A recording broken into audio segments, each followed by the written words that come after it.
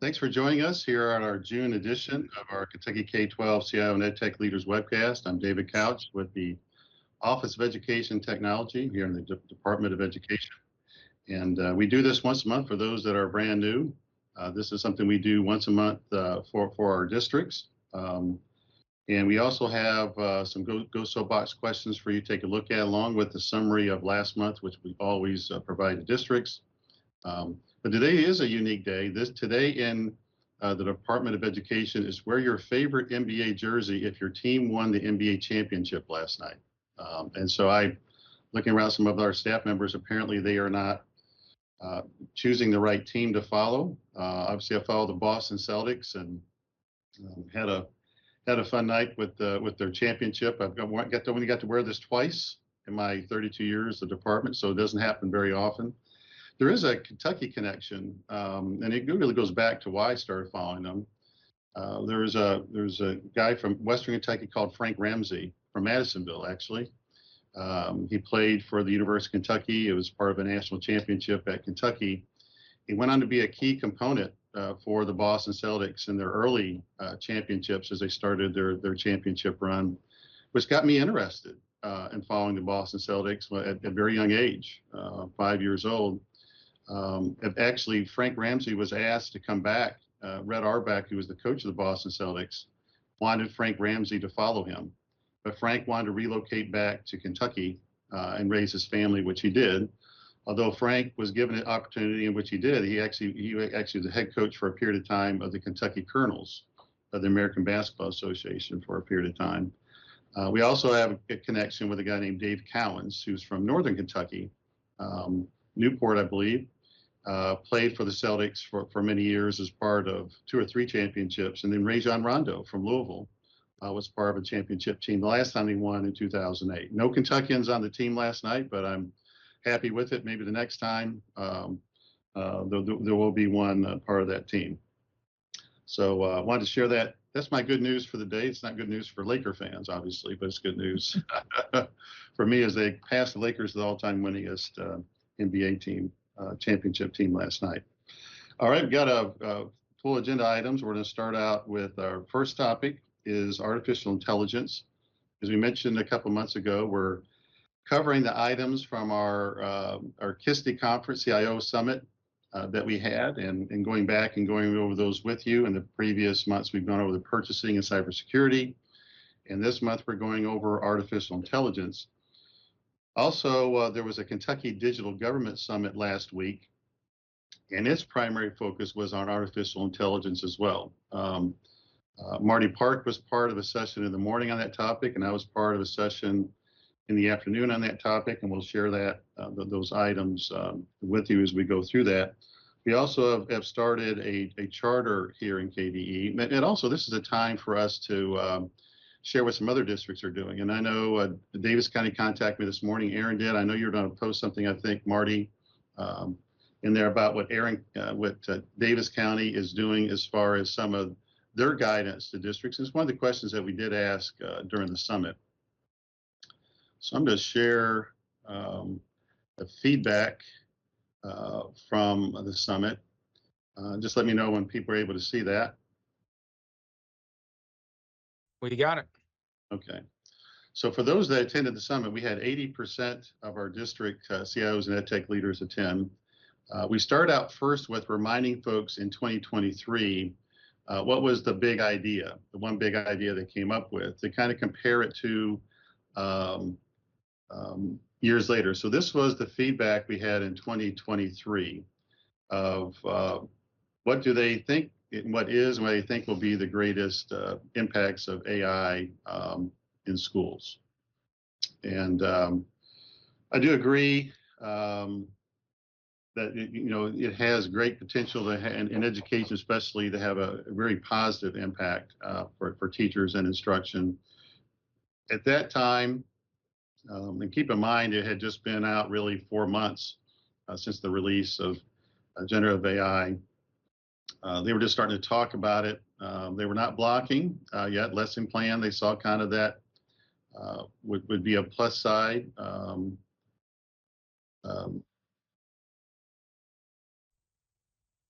A lot of it was, trying to spend time on educating their public, their parents about what it could be, not be. Could make teachers' lives easier. Saw that a lot, and that's actually a year later. That's what it's turned out. Um, there was definitely concerns, and those haven't all gone away. The biggest words of wisdom that we gave back in 2023 was try it out. Um, give it a test drive to see the pluses and minuses for yourself. And I believe in the year that's happened since then, there's been a high percentage of folks that have done that since the time we took this feedback from the tables that were there. Um, and for those that have not been to a CIO summit that we have at KISTI, we have about 5 or 6 district EdTech leaders and CIOs at these tables. And we get the general theme of the feedback, the one big idea that they came up with. None of the anxiety that I saw or the concerns were about it will replace teachers, which I think is a good thing because as every new piece of technology has come out, there has been some apprehension. And I always tell folks when Kentucky Educational Television came out in the late 60s and early 70s, there was great apprehension by teachers that this somehow was replacing them versus a tool for them.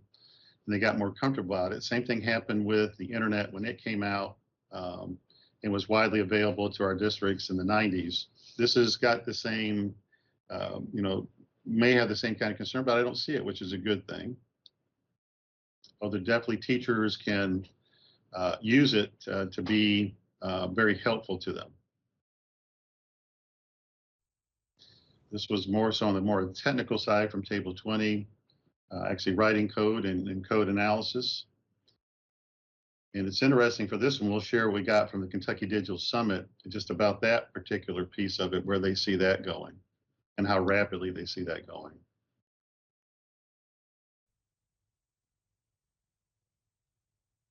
So let's fast forward to March of 2021.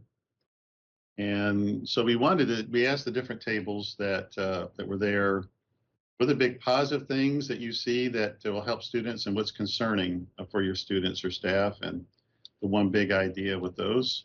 I did see the writing lesson plan is a really positive kind of piece, and that was a constant theme throughout it. Obviously, with any technology tool, there's a possibility of misusing it, but you just got to be aware of that. Anything out there could be used for not good reasons, but usually in the technology world, the positive outweighs the negative, but you still got to be aware of the negative.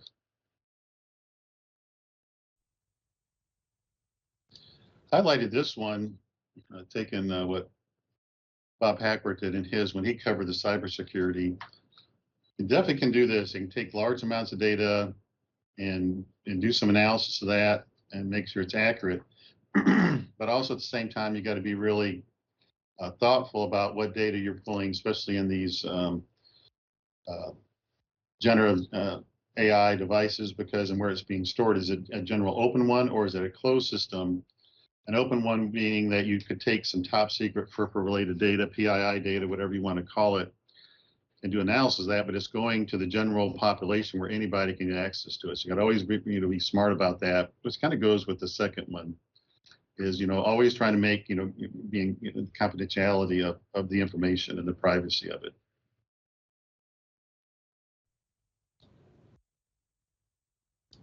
As we've seen, is staff have used it for lesson plans. I've talked quite often about Donnie Piercy, the current teacher in the Lexington area, and also the former Kentucky Teacher of the Year. The book, and I'm not his agent, but he's written a book, 50 Ways to Use It in the Classroom, and really a really well-selling book for teachers across the country. Of course, he's been always a big advocate of using technology in the instructional process.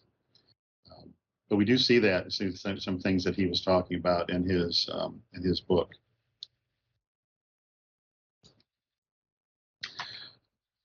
I do see this as, does it diminish creativity? When the internet first came out, I saw that a lot too. Um, and maybe it always has that potential, but also can greatly enhance it. And I don't know if that's a 50% can enhance it, 50% it could diminish it. I always more so look at it really could be used as a very helpful way, constructive way.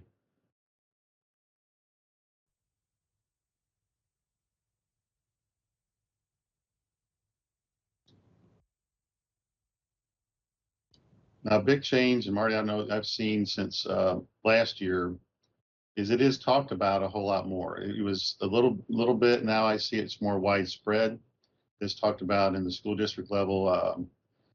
Even Commissioner Kinney sent out something yesterday in the Monday message about it to superintendents, just on the pluses, mainly the pluses about it, but also you got to be aware of just not putting anything in that. Yeah, David, I think that's another way to look at this question that we asked our CIOs at the summit. The positive, the positive uses that we're seeing in schools and in our districts, and then the concerns are really what our CIOs did was flip it into opportunities, I think, and so we can pull these opportunities out and highlight them. And to your point, our teacher advisory council asked to have a discussion about artificial intelligence last week, as well as our principal advisory council. And so we had the opportunity to dig into what our EdTech leaders are saying, as well as our guidance brief that that we've had available for quite some time now, and it really geared towards, as you're working through the feedback here, the opportunities to really push on some of the concerns in a way that are successful and positive. So flip them back to positive even. If you take a look at table 12, definitely more comfort with leadership. Most don't have it wide open for students yet. And I saw one table, you just go down here, one district didn't have it wide open. None of them sitting around the table had it open at all for students. But they did mention that the students, they're aware that students have, smartphones, a very, very high percentage of them, and that they can go to the internet on those smartphones and they can use these tools directly. And that's a little bit different than the early 90s where you say, we'll block it. This one, when they're carrying around a supercomputer in their hands or wherever it is in their pockets, with internet access, it's really tough to stop it. So what I think folks have to get, I like this, define definitely more comfortable with it. And I would put it in two ways. You have to see for your organization, does it fit the goals of what you're trying to do? And some of the, X number of these tools will help you with your goals. And also, how well does it meet your values of your organization? So those are two key components. As you take a look at any new piece of technology, and definitely artificial intelligence, is how well is each one of those tools being proposed meet the goals and values of your organization, while at the same time understanding over the course of the past year, nearly every product you use behind the scenes has added artificial intelligence to improve the product's efficiency. So a very high percentage of folks are using artificial intelligence but don't realize it. They more think of the Bard and the Chat GPT, but there's a wide range of tools out there that already have them built into it and are building into it just for the efficiency that comes from it. So it may be certain parts of it are not wide open, but I suspect a good number of the tools definitely have happened in this, over the past year and in the next 1 or 2 years, they'll be there. It's another search engine tool. I agree with that. Without the advertisements, that's one of the plus sides, and that's one of the apprehensions of advertisers, by the way, when using a Google or Bing or any other search engine that may be out there that you use, is there's typically a lot of advertisements because that's how these organizations make their money. And obviously, when you use one of the generative AI tools, there's not all the advertisement that comes with it, which is concerning, which concerns the corporate folks that use that in advertising their products. But this is another tool in their toolbox. I agree with table 14. You cannot rely totally on this information. It does have hallucinations. And so just like on any kind of general internet search, you have to be savvy and develop a savviness and have other quality information that you're bouncing that information off of. And David, we highlighted a hallucination last week where ChatGPT predicted that the Celtics would not win the NBA championship, right? Well, it depends on who's doing the search, I believe, Marty, because Could have been when the prompt. It could have been. yeah, the prompting, because why I did the search is it said they would win it. And I would just say this too. This is a fun one. Is for example, and I think there's been a lot of quality research, quality information that's gone into the Chat GPT. When I asked it, what is regarded as the best music decade, and some of us have been part of those discussions of what it is. The 70s, 80s were in the answer, and the other ones weren't not. And I don't want to call it the 90s, but the 90s were not. And I know what Marty, it seems like when you did that search, you got a different answer. But if you do ChatGPT anybody, you'll see that that's the answer you get. But maybe it's the right way you write the prompt. And I just gave it the general, what is the best music decade? But it really is how you write the prompts. And that's talked about here. That's definitely a skill set that apparently we got to work with some of our OET staff on, but also our students on. I did find number 16. I do spend time on this one, and this comes up a lot with folks, and they spend way too much time, I think, on this one. But it's not zero. It's got to spend time on it, but it'll be used for writing. That's for sure, and that'll be part of the student's future. Is they'll use these tools, and as they go off after K-12, where they go to secondary education or their work. This will be a part of their toolbox. Well, at least help them write a first draft. And as I've told folks is, part of these tools is you should embrace now anyone that's used it to write a first draft of anything is realize you got to do a lot of editing. So you have to understand the basics of sentence structure to do that editing and changing and validating. And a lot of these answers here are, you got to validate what it's putting in there. For example, if you ask it to write a document for you, you'll write it, and then it'll add a bunch of stuff. If it doesn't know the answer, it'll add some stuff in there. And so you got to really make sure what they're adding is accurate. So that is going to be part of the future, and it's going to be very close to impossible to catch that because the AI tool will stay always ahead of that because they'll be able to say, write like a fourth grader, write like a fourth grader with X, Y, and Z, and they'll be able to do that. And these things they're trying to catch it are going to be near impossible trying to catch it. So, but there's a lot of time and energy spent on that one. And my mom was a longtime English teacher and remember what her son does. And she was kind of talking about that the future folks will have to embrace this as a tool that may help them write a first draft, but definitely not the whole document.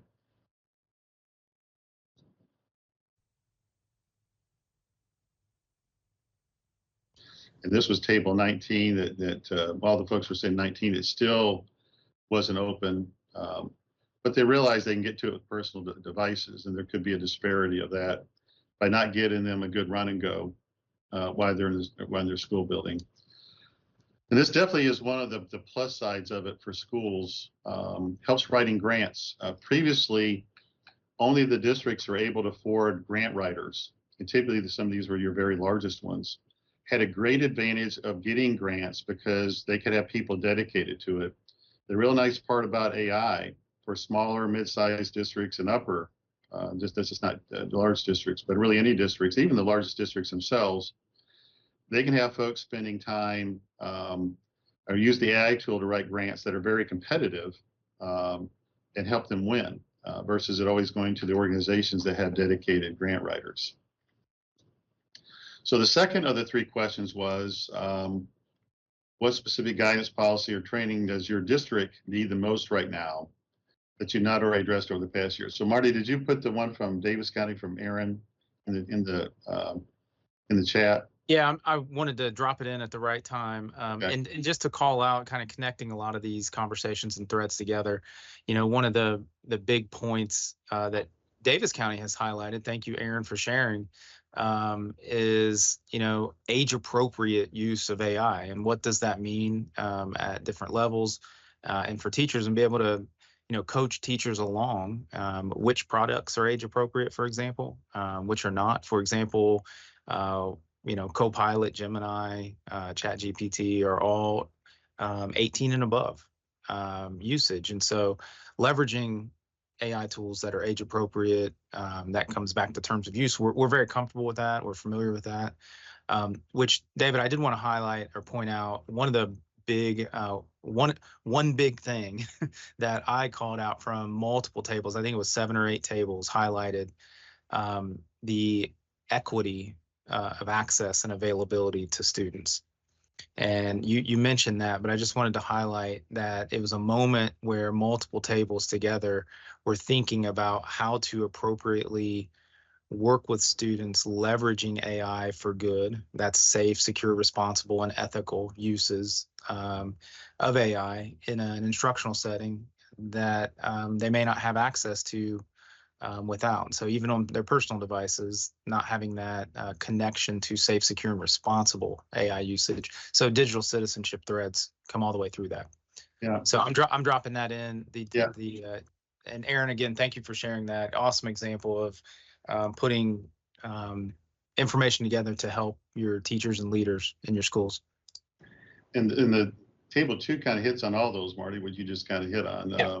Committee, you have all the different backgrounds, all the different grade levels. I like this one too, what data you do and don't want to enter into AI, and try not to broaden that gap of students that have access and those who do not. Also like this one, look at our digital learning coaches. Once again, what grade to introduce it. This table currently had no policies. That's why we wanted to share the Davis County one to give you a feel for what a district has done. And by the way, if you're a district that's also done it, please put a link in the chat. Appreciate Aaron, you making me aware of it, but we're always interested in districts helping districts in this webcast monthly. So if you have something that could be helpful, and it doesn't have to be a 100% perfect thing, please drop it a link to it in the chat. Bob Hackler, this should be near and dear to your cybersecurity training. The part of it is we know that cybersecurity criminals will use these tools, and so part of it is, how do we best protect organizations by cyber criminals that will use that? And I know there'll be tools that AI-based tools that try to defend against it, but just keep that in mind that the bad actors will definitely try to use these tools. I do like this one too from table 7, promote appropriate use. And Marty, you come to turn a long time ago, responsible use. Policies, update those. And I know we're working with Kentucky School Board Association on those. I like that term about more than appropriate use, responsible use. With general guidance and best practices versus just complete strict rules. And there may be certain situations you got to have those. Understand the strict rules. Sometimes you got to have that. But as much as you probably can, try to give guidance and best practices. And David, another point in this question set, as our CIOs were leading this conversation at tables, it really pushed hard towards the idea for us in for example, in our AI guidance, that it's a living document. It's a living guidance brief. It's a document that we are going to continue to modernize. And the thing about artificial intelligence is there's modernization that happens weekly. And so we will be releasing an update to that soon. We'll make sure to share with folks. The main release that we've been working on is representing student use a little bit stronger than what the current guidance brief has. Yeah, and a lot of these responses from the tables were also more training to try to get past the fear factor of these tools. I'll talk about a little bit more about that fear factor. Some of them are very legit. Oops. Let me scoot down. It's still there for me. There we go. And this may be some of the rule sets is it's more hardcore and restricted. Is what to include and not include in AI prompts and input, and not using PII, top secret, privacy data in there. I think that should be a strict kind of rule versus just a guideline. So that's one of the ones to where you really do want to get more direct. And that's what I was talking about, Kentucky School Board Association and KD trying to give you all more guidance on it. I do like Table 17's response here. Districts feel like it can't just be IT addressing AI.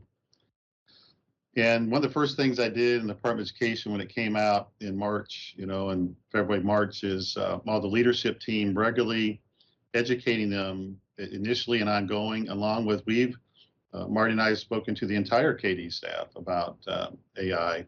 So this is something that you're trying to get more people involved, and you want other people carrying your message. So for us, that happened with our commissioner sending out a note about AI to superintendents. So it didn't come from us, but it came from the commissioner to superintendents.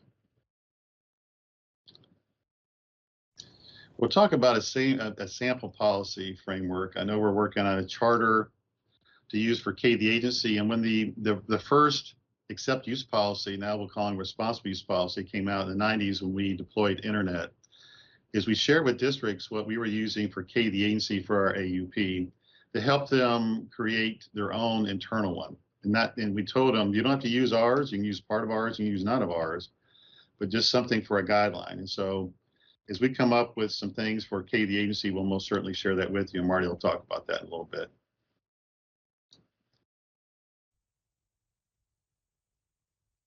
Once again, with the best practices, the training, information for folks out there. And so what are the AI skills? This was the last question that we asked during the summit. For the AI skills, the high percent of schools will need most, why they're in school over the next 5 years, that we all need to address, that we need to address the most over the next 5 years, why they're at K-12 schools and after they have left K-12, whether they go on to secondary kind of education, or they go straight to the workforce.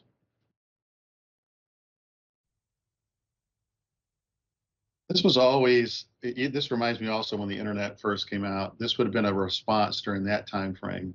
And especially when some of the early search engines that came out, Mosaic, a couple others for those that have been around, and folks are really concerned about it would eliminate the creativity and the brain power versus just being used as a toolbox.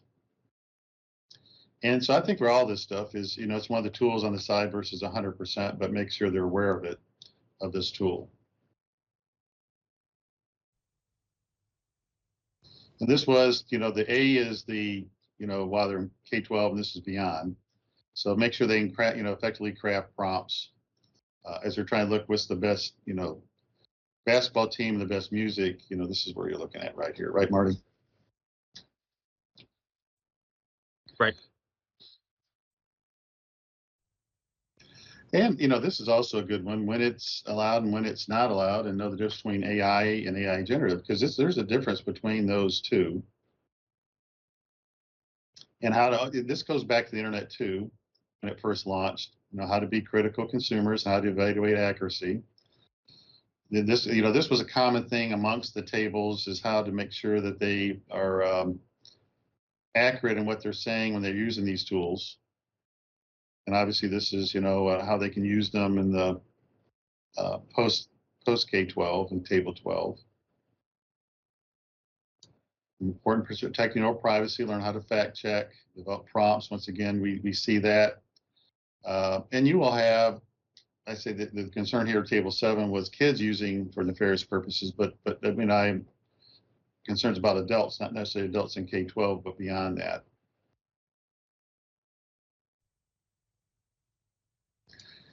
This will be a concern for a bit of time and maybe forever, how to we create these safe boundaries around AI. And I'll talk about some of those that I'm very excited about here in a minute, that I shared in the Digital Summit, and some of those that kind of creep me out that I do get concerned about. This goes about in, the bias, the prompt generation, and digital censorship. Marta, this is what you were talking about earlier. I find it interesting that it's just not a K-12 skill set, but beyond a K-12 skill set that Table 10 did. But Table 10, I don't know if Table 10 was just kind of, when you put the same answer down, did they really give that same effort? I don't know, Table 10. But I like that. It's pretty creative by Table 10. Which they must have been sitting close to Table 11 because late Table 11 did the same, same kind of thing. Have to make, but both the answers for this are great. All kidding aside. And David, this gets at the point that we've tried to thread throughout all of the guidance, but additional discussions with district and school leaders, that to think of artificial intelligence, specifically generative AI, as a partner in the work, as a teammate in the work. A shout out to Martin Herbener, who dropped in. Gartner just released a document yesterday that I think is very helpful. And, think of it as Martin cited a well-educated intern, but that's leveraging this idea as a teammate and a partner, certainly as a tool. But when you can integrate into our work, in a smart, safe, secure, responsible, ethical way as a teammate, then efficiencies can really build. I wanted to mention that that thread. Thank you.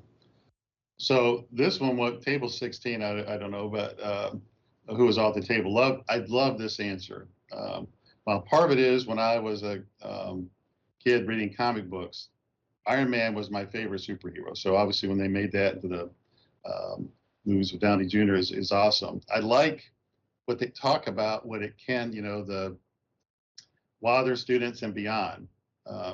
You will see it, like it or not. We'll talk about what it means just in the workforce. You'll see it moving to the industry to perform certain tasks. That it does leave you the ability for humans to perform the higher level skills. This can free up time. Now, the concern is how much of that impacts the workers. But definitely, as you can see at Iron Man, when he's telling it, giving his AI some instruction, it's definitely helping him with some of the mundane tasks.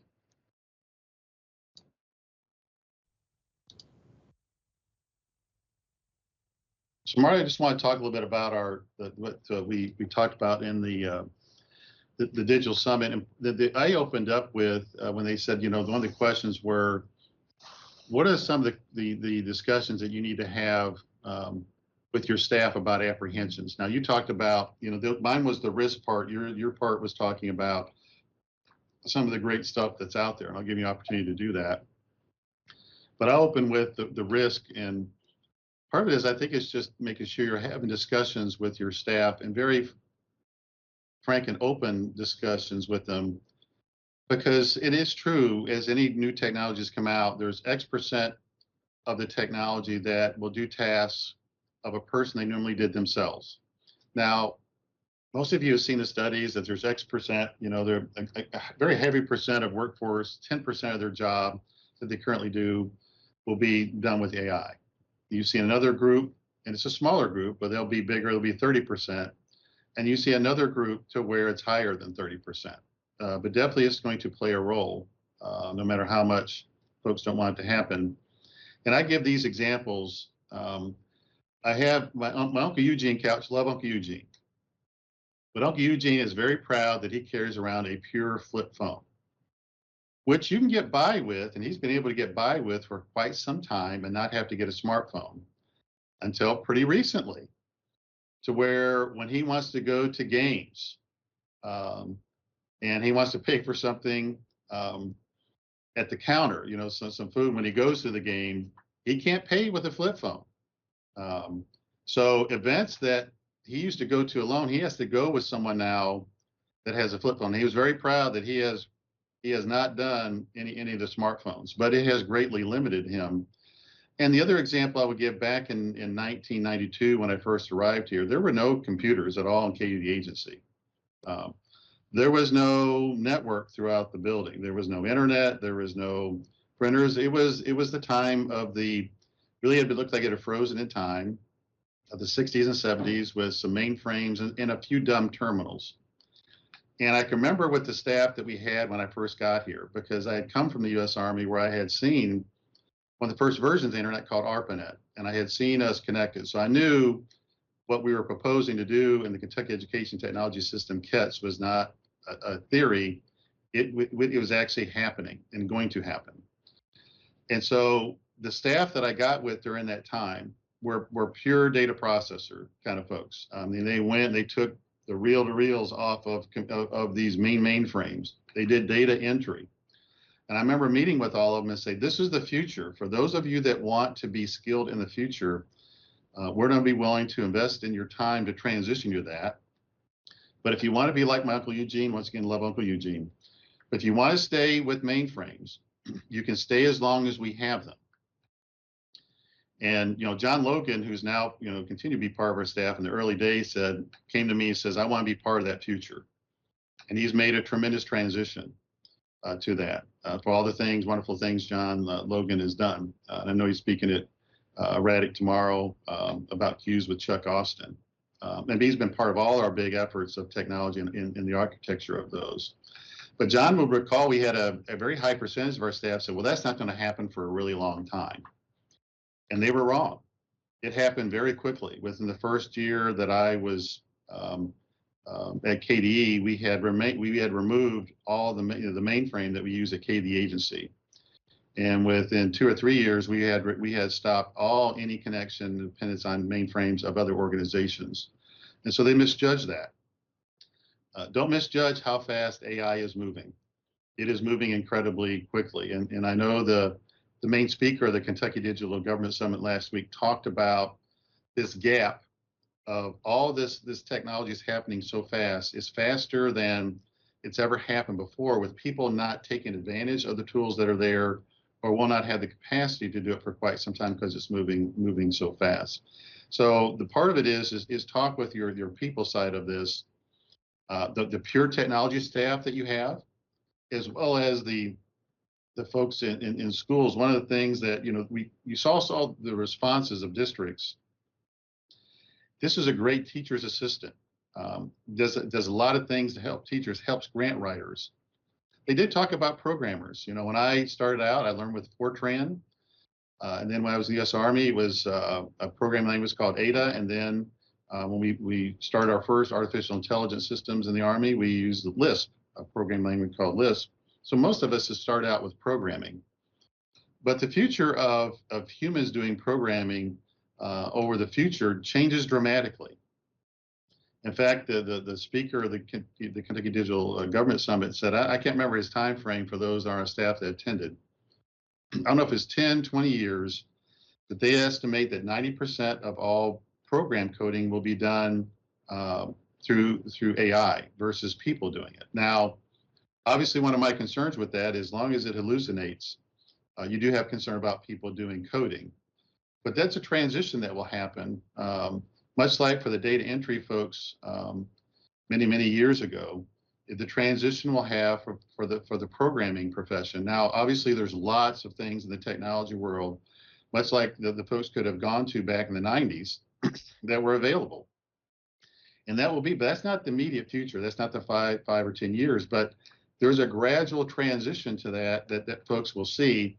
And I believe that to be true, that folks will see that in that line of profession.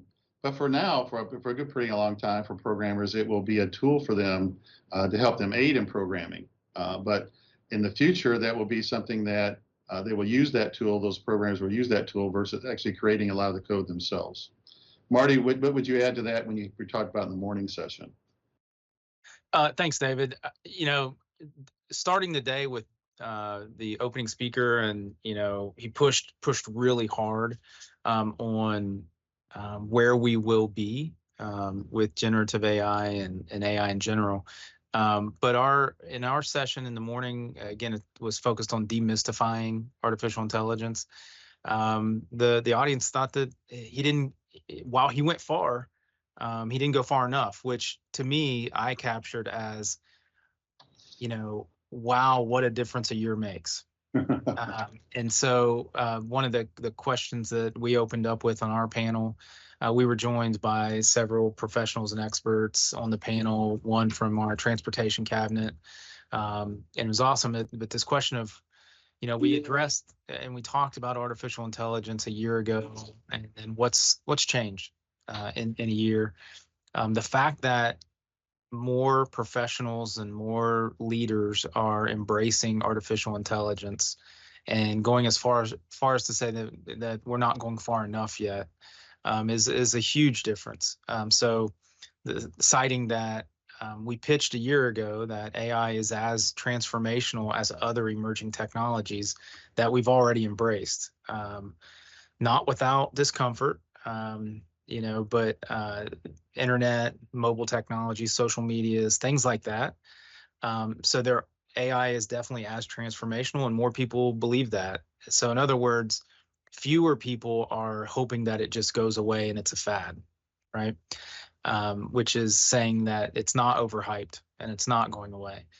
I think that we also talked about in that moment that the entry point is shifting. You've already addressed. I don't want to repeat things that we've already talked about this morning, but the entry point for leaders in schools, leaders in districts, for our teachers, and for students is shifting quite a bit to that partnership and teammate in a safe, secure, and responsible way. I'm very thankful that James Allen and Sean Jackson and Bob Hackworth in the chat are dropping in these nudges that we have to continue to remind ourselves that right now, today, interactions with generative AI and AI that are integrated into the other apps that we already use are all about the data, which means to say that there's cybersecurity opportunities, there's privacy opportunities, there's sharing opportunities that we've got to wrap our arms around and be experts in. So the fluency, a year later, the fluency of not just understanding AI, knowing how to use AI, but knowing when and where and why to use AI is a big deal. So we talked about that. We also talked about and hit on something that I know, an article that you and I have talked about, and others.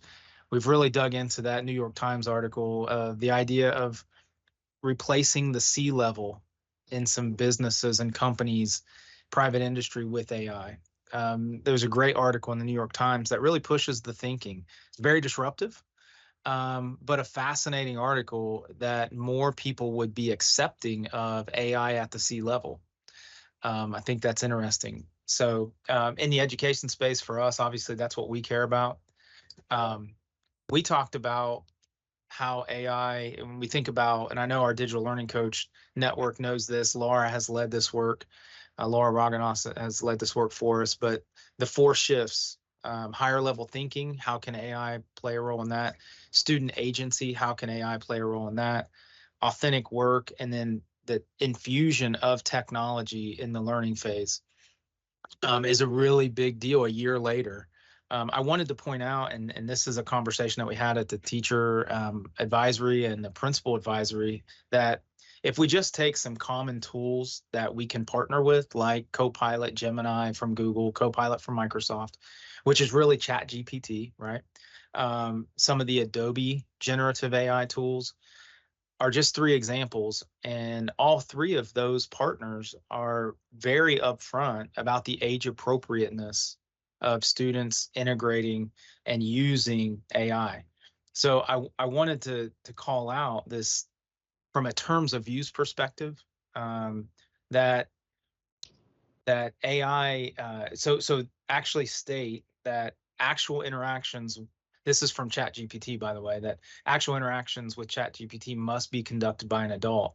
And so that's over the age of 18. If you're under the age of 18, 13 through 18, you have to have parent permission. And so all of our partners are coming forward to say, look, we are making generative interfaces with artificial intelligence that we're starting to learn more from, safe, responsible usage.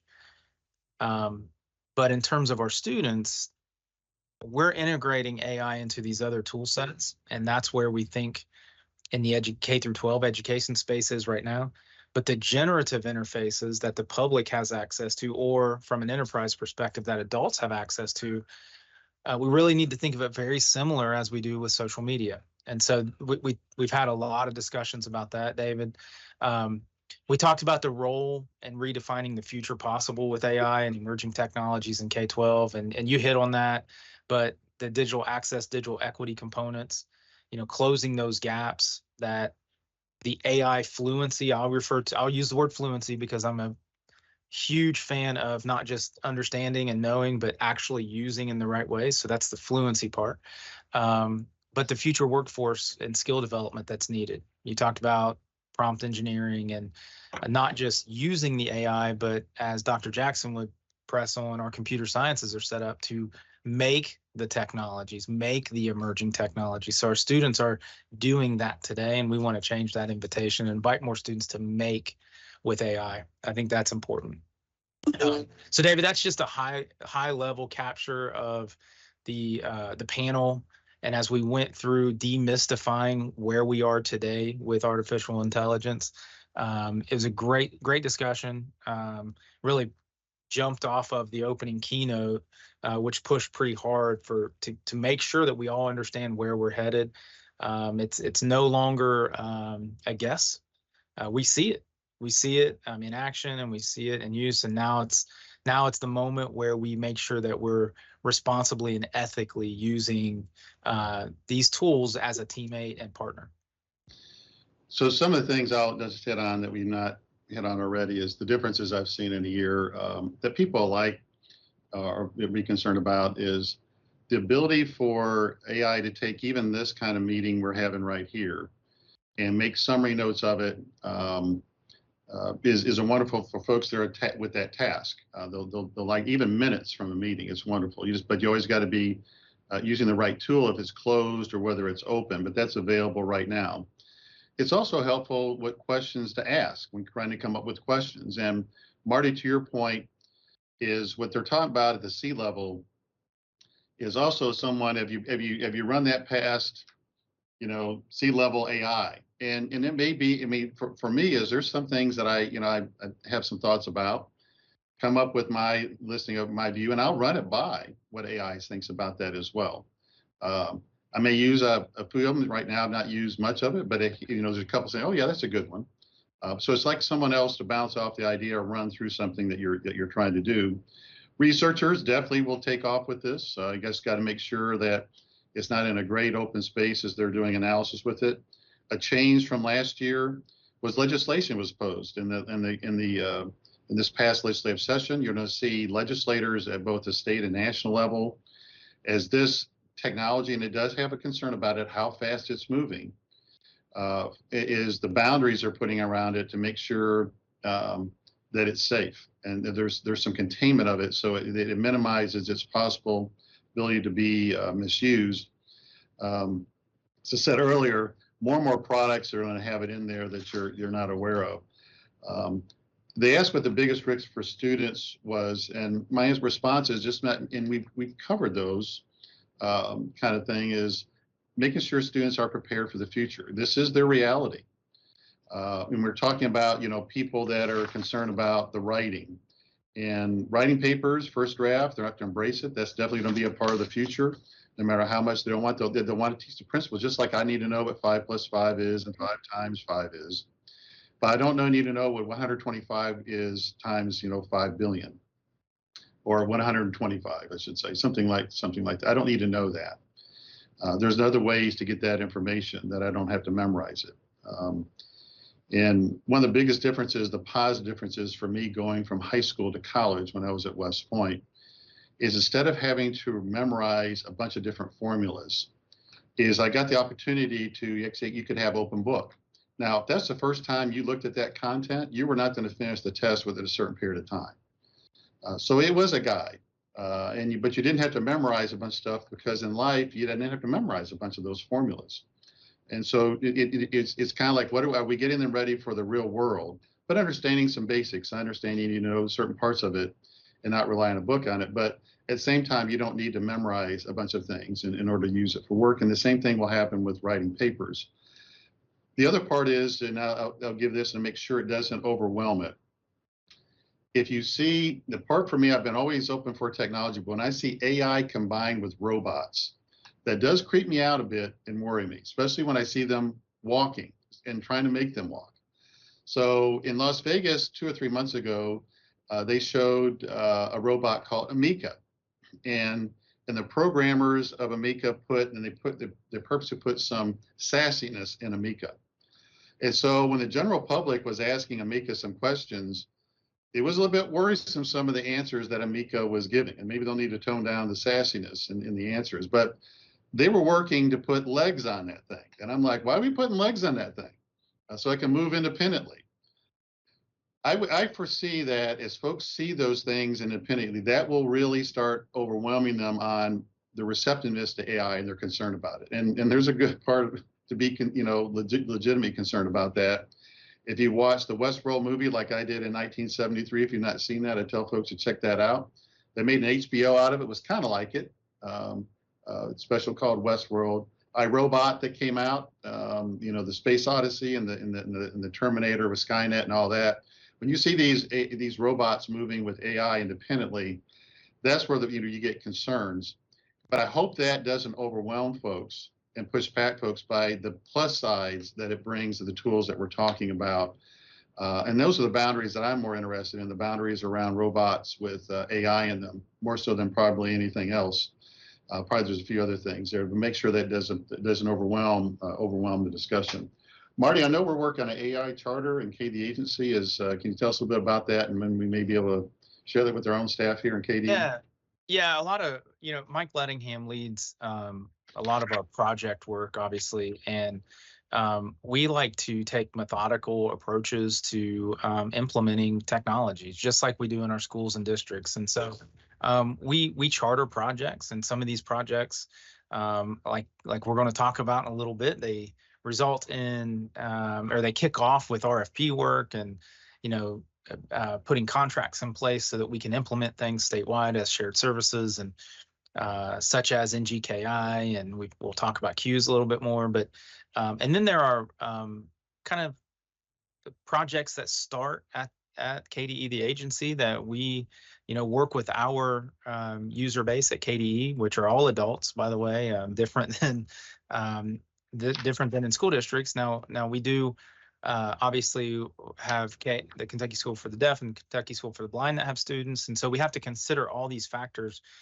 when we talk about launching integration work with technologies for our user base, just like in school districts. And so we've launched a charter, and we thought we would share just briefly that charter is getting into artificial intelligence and generative artificial intelligence use with our folks, and that gets into the partnerships that we have, the tools that we have access to already, specifically in our Microsoft ecosystem and our Google ecosystem, and then potentially are we getting into enterprise AI for our users, just like I know in school districts, I've already talked to several school districts who are, parallel work with us along this path of buying some additional licensing potentially, so that folks have more integrated access to some generative AI tools that, David, as you mentioned, meeting summaries and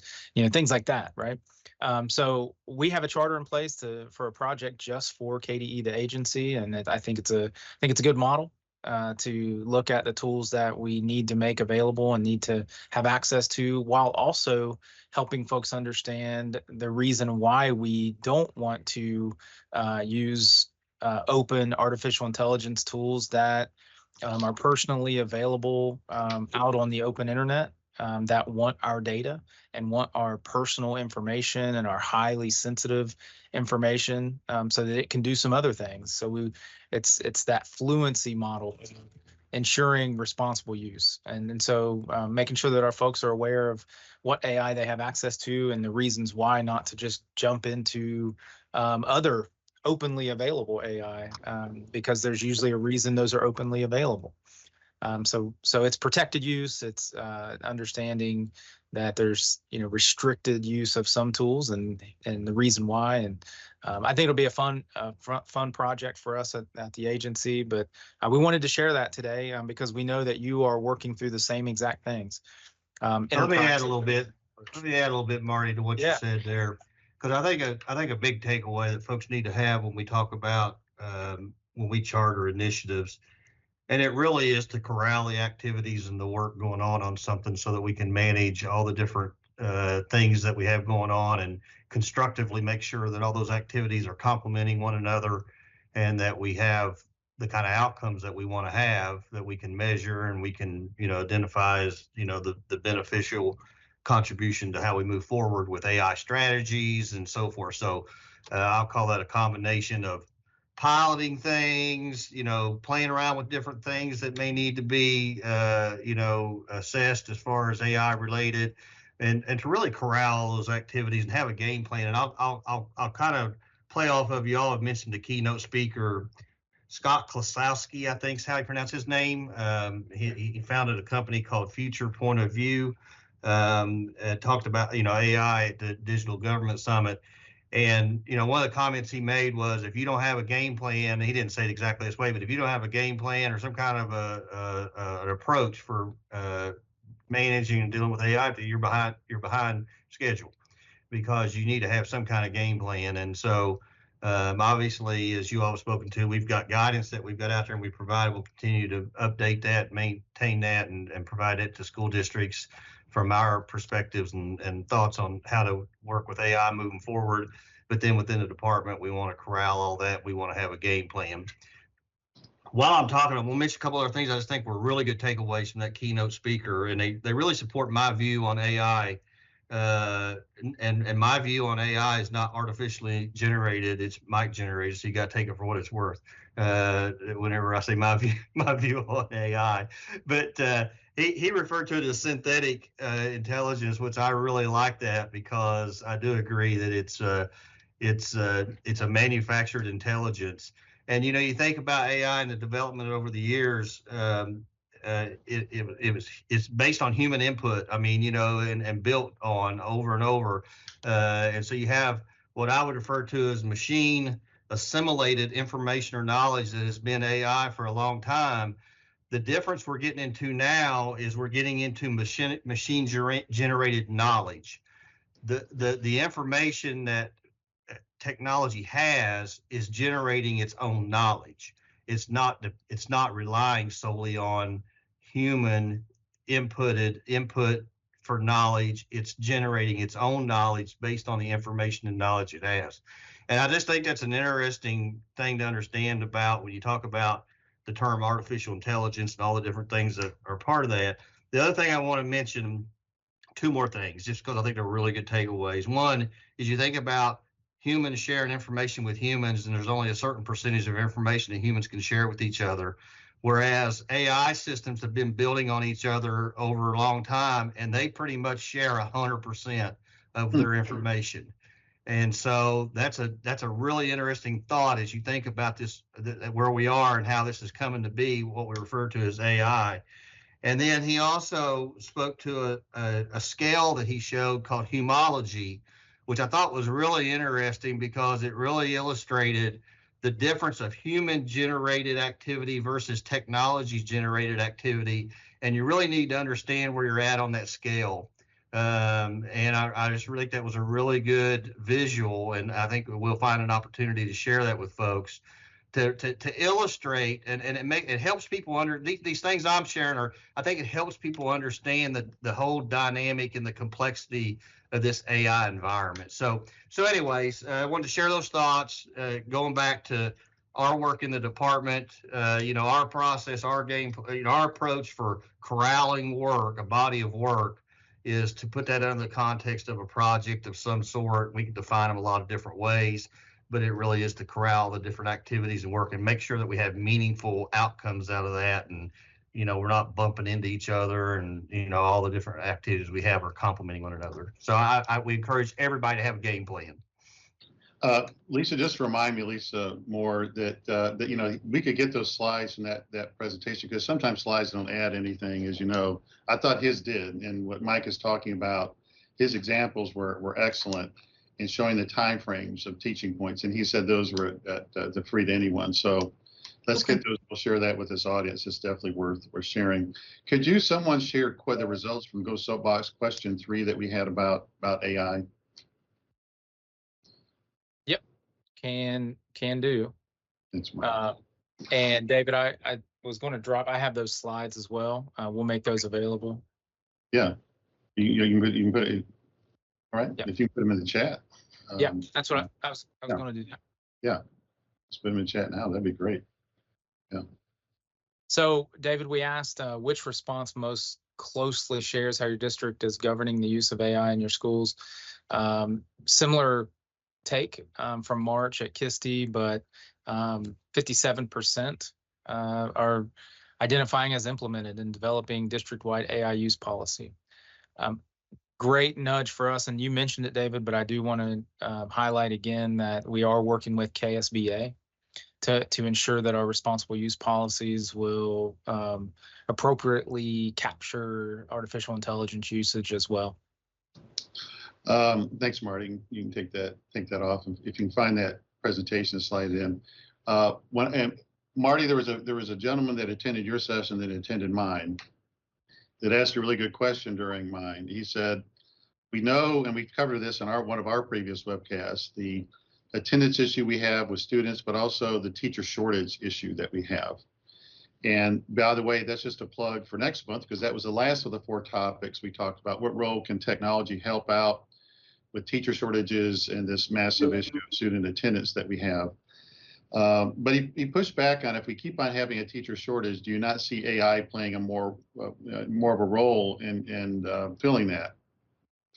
And the part is all through the years, technology has been more of a tool on the side. And Jennifer said it is, and it may be, and the speaker talked about it, is the human moving to a co-pilot role versus totally on a pilot role.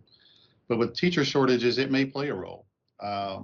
If they continue at this pace and we don't have teachers, and you definitely want a human teacher, there may be certain organizations, just like you have a C-level person on your staff that's AI, you may have a teacher on your staff that is AI if you cannot fill certain subject areas. I really hope it does not come to that, but I thought that was a good question by the gentleman, and he was not going to take a vague answer for his response. Move on to the next topic in August.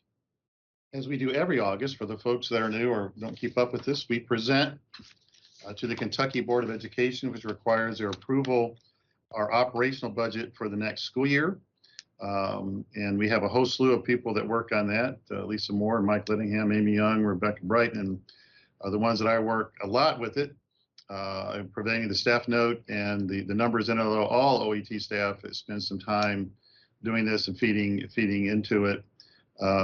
Lisa, anything we need to share that I didn't just mention about it's coming up? I know it's due in early July, right? The staff note. Yeah, so just like anything that goes to the board, even though it's not going until August, I believe the dates are August 8th and 9th. Don't have the specific date and time yet that our presentation will be. We can share that next month.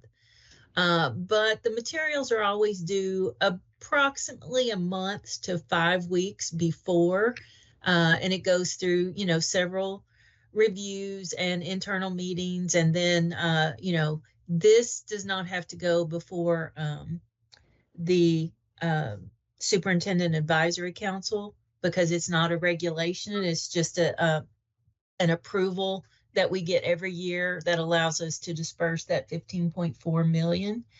And we'll share, we'll have it all together, and next month during the July webcast, we'll be able to cover it in more detail. This is our chance to educate our board once a year, and we on what's going on in education technology in Kentucky. So we share an infographic with them, the most current data that we have, along with the finances, all the different financial resources. Lisa mentioned the 15.4, but we do list all the ones that go toward education technology. And in previous years, it's been over 500 million. In our preliminary work, there's a pretty substantial drop of going this next school year.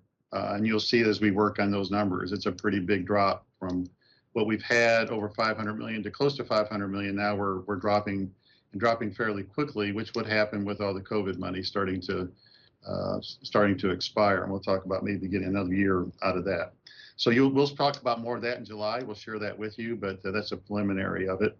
Also in August, this is a reminder to each one of you, there's a cybersecurity health check that's due by law, by districts, and this is your chance to give an update to your superintendent and to your local board about the things they need to be aware of is around cybersecurity, the things that are going well, and the things that are risk that you may have. We do the same thing for our Kentucky Board of Education and our commissioner. We look at K, the agency, along with the summative kind of report of all the school districts. Bob, is there anything else you'd like to add to that? Yeah, it's a really awesome way for you to get in front of your board and to get not just security, but also technology in there, and to help advocate for the things that you need, and get an opportunity to get yourself at the big table, and hopefully get a dedicated chair there. So there you go. Related to cybersecurity, we've been recently informed, we're learning more about it, that there's a pilot of cybersecurity products and services being E-rate eligible. For a long time, these were services that were not E-rate eligible. And so we're going to be learning about that. Obviously, from the Department of Education point of view, for education technology service, those things that are eligible, we're going to probably giving it a bat. We'll make you all aware of those same kind of products and services. Hopefully the pilot turns into a long-term, and it's a long-term type of thing that is not optional, that is a core part of what it is, but we're learning more about it. Bob or Mike, do you want to say anything more about that pilot? I'll say a couple of things real quick. Obviously, this announcement came out from the FCC regarding this pilot, which is a 3-year pilot. It has different numbers associated to it, which I won't go through. It does have a certain dollar amount. I think it's $200 million. That's a cap for it that can go toward the pilot. And for all intents and purposes, anybody can plan on applying to be a part of the pilot. It'll be a separate application process that will be required. The more details and the process to apply for it will be coming out in the near future. And so we'll be looking at that, about how we can apply for it as the consortium for Kentucky in some way or another, maybe, as well as we will be providing more guidance to school districts for them to consider being a part of that pilot program. And as you said, the goal there is to take a look at how some of these cybersecurity related type things can become part of the funding through the USF funding program that funds E-rate. And so that'll be that's the plan of a pilot. Just like we do pilots, you try to do so you can learn from them and what's workable and not workable and feasible to move forward with as part of putting into an ongoing long-term future kind of thing. So hopefully there are some things that come out of it that allow some of these things to be part of the program going forward. But it's going to be a process that'll go over a period of time. Again, we'll share more information, more details, and we'll encourage folks to participate in it. Yeah. Thanks, Mike. But these are certain things that we know that we do. That it's really nice that they'll be E-rate eligible. So I'm optimistic about that one. Can I just real quick, just throw in there are some limitations, but the pilot program really hits 4 main areas of cybersecurity: advanced next generation firewalls, endpoint protection, identity protection and authentication, and then VPN endpoint protection. And I just want to throw those things out there. Each one of those topics has a lot of stuff underneath it, but those are the broad areas that we'll be looking at. Thanks. Thank you. Mike, can you give us an update, and Chuck and Dee Dee and Marty, if there's been a big change in anything we covered last month? And if we did, the quick update is the status is pretty much the same as we've been speaking to, that we've got several things that are in some step of the procurement process. I don't think anything's really shaken out that's specifically different than when we talked about it last month. Quite honestly, anybody else can jump in and chime in if they feel so, but I would in general speak to all these things that are pretty much the same status. They are progressing. They are, I mean, you know, we don't have any concerns. We don't have red flags. We don't, you know, it takes, you know, several steps we go through with these things. And until we reach a certain point, we can't, you know, publicly speak to them, you know, in a whole lot of detail or whatnot. But obviously we will as we're able to. And again, all these activities continue to progress forward. We expect to be able to move forward with them and go in the direction that we're intending to go with them. Before anybody chimes in with any other specific points, I do want to say that we've had some recent conversation or working with Insight, who is our contract holder now for Microsoft licensing, and specifically on the offerings of Microsoft licensing. I say that simply because I want folks to be aware that we're working with how that licensing is provisioned and the cost associated to it, a variety of factors, of which we expect to provide some additional detail and information to all of our districts, if indeed there are changes to how that works. And again, I guess everybody would hopefully assume that when I say we're working to make that better. And so I hope everybody knows when we're working on something like that, we're working to make it better. And so a better opportunity. So anyway, just wanted to share that as part of that topic area. I would say with NGKI, my understanding is, and the focus is by the end of this month, all districts along with KD agencies. Yeah. Let's pull up a graph real quick. I think we got, because, you know, obviously our goal is, and we spoke to this a couple of times, our goal has been to complete all of our transitions to the NGKI network by the end of June. I've spoken to a couple of times now where the complete full, Jennifer, it looked like you were pulling that up, but then we lost you. So I don't know what happened. But anyway, if you can pull it up. If you can't, that's fine. But to complete all full, what we'll refer to as full transitions, which means you're 100% completely on the NGKI internet services provided by ENA. You know, we, again, as I spoke to before, we did take an approach where we're doing some sites as what we'll refer to as partial transitions. There's the map now. Hopefully y'all are seeing that. But there are a number of sites that we're referring to as partial transitions, and we will complete those full transitions either still yet before the end of June, because several of those will still be done before the end of June. But there may be some sites that go into July that we will complete the full transitions, the second half of the transitions. And an easy way to speak to that is you got the hardware side of it, the firewall, stuff like that, which everybody will be completed before the end of June. And then you've got the transport side, the connectivity side, and for some of those sites that will go into, may go into July for some amount of time. So again, that's as we've spoken to before. So that's the update. Everything's getting colored in green there. All the white sites will have activity for sure occurring the rest of this week or next week.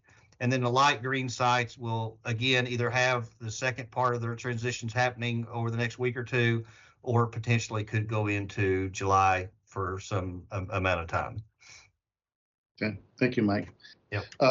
I would just add the school report card suite, Dee Dee, and I know we're working on the branding for that. Anything you want to say? I noticed in your notes to me that you talked about the branding. I don't know if Dee Dee you want to mention anything about it. You know, right now we're trying to make sure that folks see our school report card as more than just one component of our suite. So as we work with Anlar, who is our new vendor, to work on that, we're looking at new branding. And right now we're looking at insights.kyschools.us. Y'all are the first outside of KDE to hear that.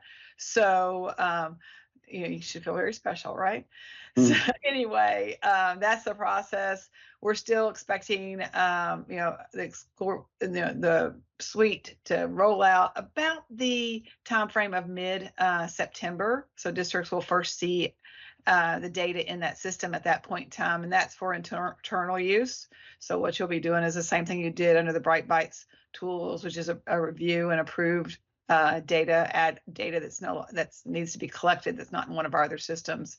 And then we don't expect to have a public release until mid to late November at the earliest. So that's kind of the plan for school report cards. So things are moving on. We've seen some of their work so far, and it looks good. And we're very optimistic about being able to meet the expectations. Thank you, Dee Dee. We talked about this in previous webcasts about trying to get another year out of the federal ESSER funds, and that's our intention to do that. And as you know, with all this stuff, nothing's 100% guaranteed. So I would say, at a high level, it's the department's intention to pay for Infinite Campus's registration, campus learning, the Kentucky Virtual Library, and Q's for this next school year.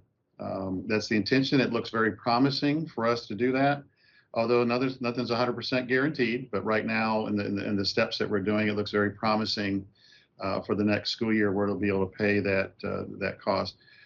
Amy Young, who's our assistant director, with Mike and I know Rebecca Bright. Is there anything else you'd like to add to that, or have I captured it? I could real quickly just say, David, I mean, it's really not adding anything. We're putting all that information together. We're working with our Office of Finance Operations, our legal office, the commissioner's office on what this application to have this extended time to maximize these funds. We're working with those folks for that application process that has to occur this fall. And so again, as you said, our goal is to maximize and extend our ability to utilize those funds to do the things that we wanted to try to benefit from on the. Thank you, Mike. Want to give you an update on updating the OET portion of our website. We are meeting weekly within KDE, and I appreciate your feedback last month. And we're really focusing on what are the key components that OET wants to share with just not districts, but the wide variety of audiences that we have with parents, other folks within the Department of Education, and the general public. What is the content beyond that that's most requested by our school districts? And we did a couple of things. We went over our own, the portions of our website that people are visiting the most now, and the OET portion of it, to give us a good feel for that. We honestly, a lot of that fell in Dee Dee's area of responsibility. We probably had 9 of the top 10 there, Dee Dee. Plus, we try to get a feel for the calls that we're getting in, what are the topics that folks are calling a lot about. And the other one is, what do we point people to the most? And a good number of this is tied to our master plan. We're typically linking to different sections in our master plan for the answers. And if it's not there, we're putting something in it that you say you need it. You also will see a section that we'll be working on this week. I think it's Thursday morning, of what are the hot topics. And typically the hot topics will come from our webcast with you all. And you'll see that, and they'll constantly be changing where the hot topics or hot information that we want to make you aware of along with the calendar. So that's moving on as we had hoped it would move on. So just giving you a quick update on that one. The status of our healthy data diet of Social Security numbers, Dee Dee Connor and myself, along with Commissioner Kinney, met with the leadership team of the Kentucky Higher Education Assistance Authority late last week. And this is going to be an ongoing discussion, much like we met with Kentucky Stats. So we're meeting with other organizations that have a heavy reliance on Social Security numbers and trying to get them to transition off of it or to reduce it substantially. By the way, I never get a standing ovation at any of these meetings. It's not, they're excited to see me, but it needs to be talked about. At the keys level or at the KIA level is we talked about keys. And just to educate our staff, and for those that are familiar with it, KEYS is a program that helps the funding of students going to post-secondary. And you have up to 5 years to use that funding. If you use it sooner than that, you don't get it beyond that. So if you graduate, let's say a 4-year college in 4 years, you don't get a 5th year funding. You get 8 semesters worth. The KEYS is the only time that is drawn down, it is important to make these distinctions, is after they graduate from high school. So they cannot get KEYS money. No graduate can get KEYS money. The KEYS money is what I'm talking about until they graduate. So a part of our discussion with KIA is, why do you need Social Security numbers before that time frame? Given that no one uses it until after they graduate. And then there's a high percentage of students, I don't know if it's 40, 50%, that never use keys. So we don't want to collect Social Security numbers unnecessarily for a group that never uses them or doesn't complete use them. And if they do provide them, part of the discussion with all the organizations is, what is your process for cleaning up and removing Social Security numbers that you no longer need? So for example, our discussion with KEA, the Kentucky Higher Education Assistance Authority, is given the longest they can use KEYS money is 5 years. Are you purging or willing to purge old Social Security numbers of students that have passed that 5-year mark? Just trying to reduce the area of exposure if cyber criminal gets in any of these types of organizations. So I'm talking about dual enrollment mainly, and how long, or keys and how long it lasts. We also talked about dual enrollment. And dual enrollment scholarships are separate from keys. Keys is one thing, you only get it when you graduate. Dual enrollment, you can get it before you graduate. If you've taken a class at University of Louisville, Northern Kentucky University, Moorhead, wherever you may be taking it, there's a way to get dual credit scholarships, which is once again separate from keys. It's my understanding that 10% of freshmen do it, draw down that money while they're freshmen, 10% of sophomores, and the number's higher, I don't know if it's 30 or 40% by the time they're a junior or senior. And so they do need that information for that time frame. And there's some, as Dee Dee's, she used to work there many years ago. She's more familiar with that organization than probably anyone at KDE is. So there's a timing that they need them. So our question is really trying to get them to when do you absolutely, have to have it. Our opening statement to all these organizations, to be honest with you, is our intention to move totally away from collecting Social Security numbers in Infinite Campus or any other of the main K-12 data systems. And if they want Social Security numbers, they need to collect them another way, whether they may have to build a separate system or collect it as a separate system. But right now, that's an ongoing discussion. So I just wanted to let you know, as we are meeting with them, as I meet with them, to give you feedback on that. And just the initial feedback that we had of just trying to move down that path. And even trying to get them down the path, okay, maybe you need it for 10% of the freshmen, as Dee Dee would always say, well, just collect it at that time from those that need it. And same thing with sophomores, collect it at that time from sophomores versus the other 90%. And even for the 8th graders, or they want to send out something when their folks are in 8th grade, is just wait till they're fresh versus having all the 8th graders Social Security numbers listed in that system. So this is, like I say, an ongoing discussion. This was the first discussion we had with them face to face. We've sent them some stuff in writing, and we'll follow up with what we understood from that meeting. But I wanted to give you an update on that, and let me know if you have any questions about it as we go down this path. And David, I wanted to add that we keep bringing it up because it's a conversation it's a bigger conversation. It's not just KDE and Key or KISLA. It's a conversation for all of us to have. And we're having those same conversations within KDE. And we hope that you're having those conversations within the districts too. I mean, we had a Go Soapbox question about if you've done anything really good you want to show off, please put it in the Go Soapbox. We don't have anything in there right now, so there's no reason to bring it up. But it is something that we want you to have those internal conversations locally also. I do see two things in there now, Dee Dee. I see two things. Okay, all right. Two things, and we do want that help because there's as Dee Dee's saying, it's a dual effort.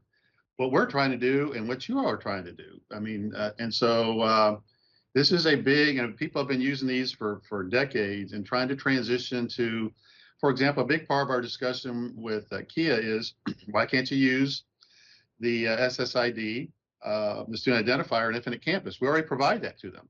Why can't you use that for your matching? Why can't you use other methods like driver's license, for example, as well? So, and I apologize for discounting what you had already put in there because I didn't open it. I thought I was looking for below that, and I didn't think there was anything in there. So my fault. But anyway, we want you to have those internal conversations. We're having the same thing at KDE. How long do we need to keep these Social Security numbers?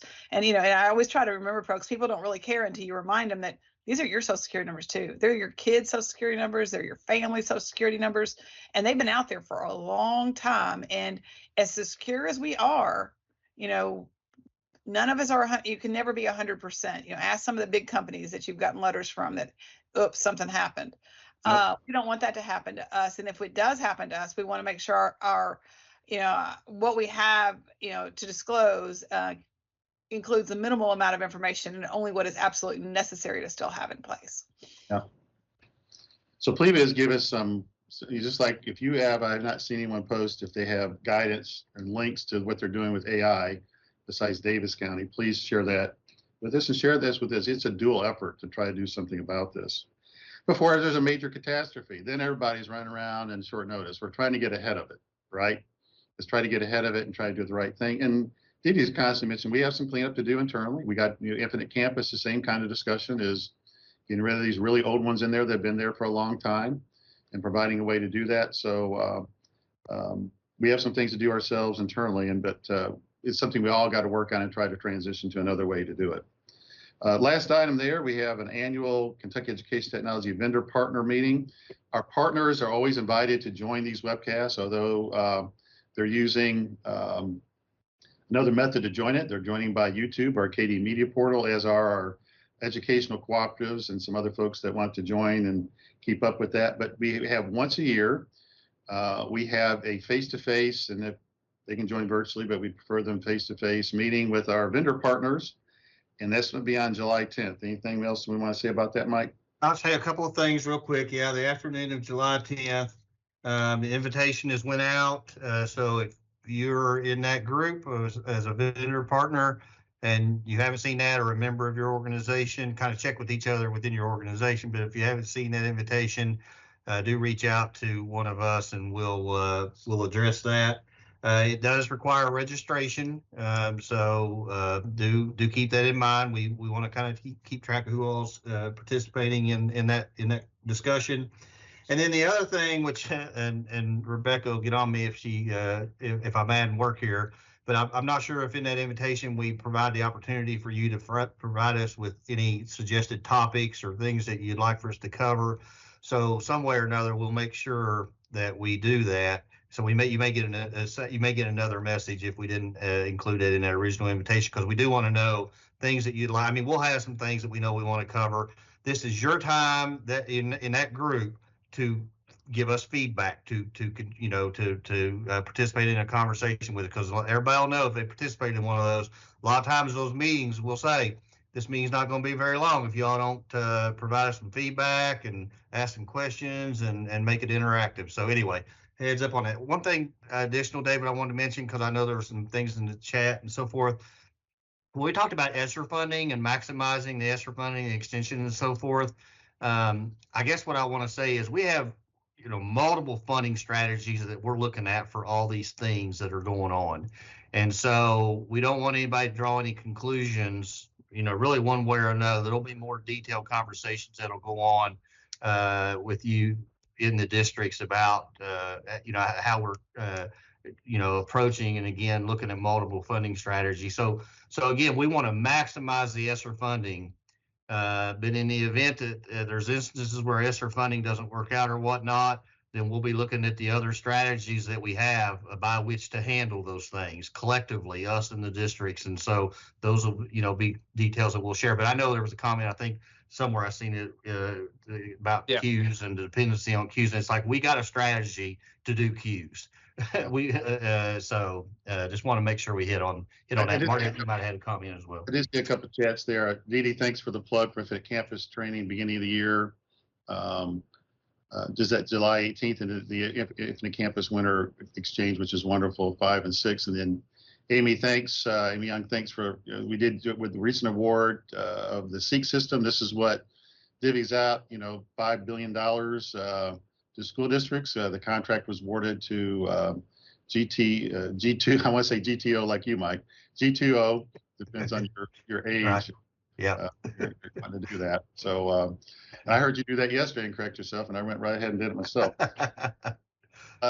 Can we show just the last thing was we had great success with our online testing, set a record with it. We mentioned that in our OT team huddle. We didn't mention that last webcast. The number of students taking it was an all-time high. So interested in that feedback. Thanks, Paul Shoemaker, for working close with our partner with Office of Assessment Accountability and our vendor partner. So that would that kind of answer right there tells us why That's we awesome. record Yep. number, right?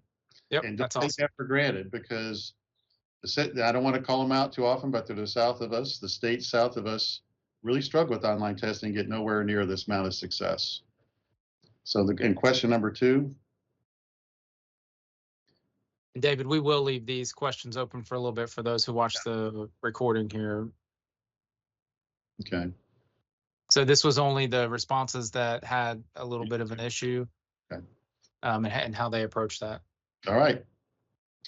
Well, thanks for joining us. We're hitting right on no later than time. I'll stay around a little bit later David? and we'll talk about Boston Celtics for those that want to stay around, or anything else you want to talk about.